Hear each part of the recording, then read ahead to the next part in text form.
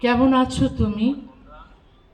কতদিন, কত সহস্র দিন তোমাকে দেখি না মা। কত সহস্র দিন তোমার কণ্ঠ শুনি না। কত সহস্র দিন কোনো স্পর্শ নেই তোমার। তুমি ছিলে, কখনো বুঝিনি ছিলে। যেন তুমি থাকবেই, যতদিন আমি থাকি ততদিন তুমি। যেন এরকমই কথা ছিল। আমার সব ইচ্ছে মেটাতে জাদুকরের মতো।